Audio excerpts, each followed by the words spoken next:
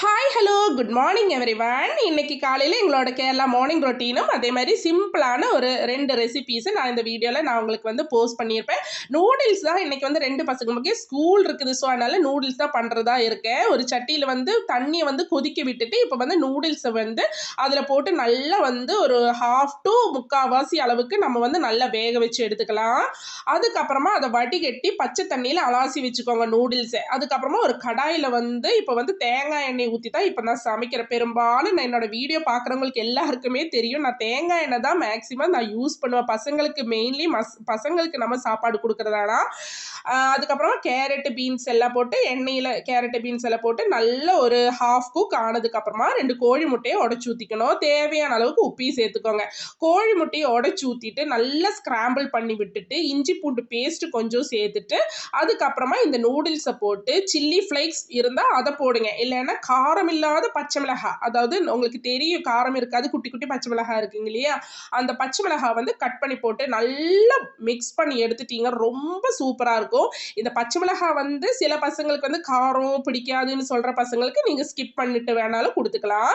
இந்த மாதிரி நம்ம டிஃப்ரெண்ட்டாக ஏதாச்சும் பண்ணி கொடுக்கும்போது பசங்களுக்கு வந்து ரொம்ப பிடிக்கும். இந்த இஞ்சி பூண்டு பேஸ்ட் போட்டனால இந்த முட்டையை சேர்க்கணும் நல்ல கம கம கம கமன்னு நல்ல ஒரு வாசனையாக இருந்துச்சு.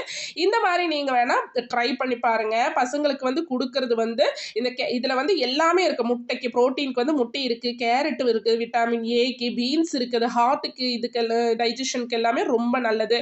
அந்த மாதிரி எல்லா இதையும் வந்து ஒரே ஒரு இதில் நம்ம வந்து நூடுல்ஸாக பண்ணி கொடுக்குறோம். ஸோ அது வந்து பசங்களுக்கு வந்து ரொம்ப நல்லது.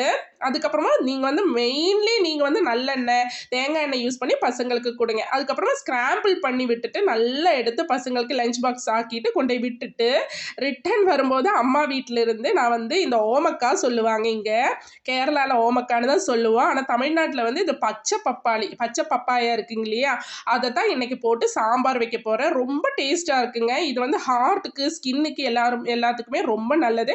இங்கே கேரளாவில் வர ஒரு 80% வீட்டில் எல்லாமே இந்த பப்பாயாவோட மரங்கள் இருக்குது. ஸோ அதனால தான் நினைக்கிறேன் அவங்களோட ஸ்கின் இவ்வளோ பியூராக இருக்குதுன்ட்டு. அவங்க வந்து பொரியல் பண்ணி சாப்பிடுவாங்க, குழம்பு வச்சு சாப்பிடுவாங்க. அந்த மாதிரி இந்த பப்பாயை வச்சு என்னெல்லாம் பண்ண முடியுமோ அதையெல்லாம் அவங்க பண்ணி சாப்பிடுவாங்க. நீங்களும் இந்த மாதிரி சாம்பார் வச்சு பசங்களுக்கு கொடுங்க. ரொம்ப நல்லது. காலையிலேயே வந்து சூப்பரான பப்பாயா சாம்பார் வச்சுட்டு நல்லா சுட சுட உப்புமாவுக்கு வந்து ரொம்ப டேஸ்ட்டாக இருந்துச்சுங்க. இப்போ வந்து சிம்பிளாக தான் நீங்கள் எல்லாருமே சமைக்கிற மாதிரி தான் பருப்பு குழம்பு தேங்காய் ஊற்றாமல் புளி மட்டும் ஊற்றிட்டு தாளித்து எடுத்துக்கிறேன். ரொம்ப டேஸ்ட்டான டிஃபனோட முடிச்சாச்சு. உங்களுக்கு எல்லாருக்கும் என்னோட வீடியோ பிடிச்சிருந்தா சப்ஸ்கிரைப் பண்ணி லைக் பண்ணி ஷேர் பண்ணி சப்போர்ட் பண்ணுங்கள்.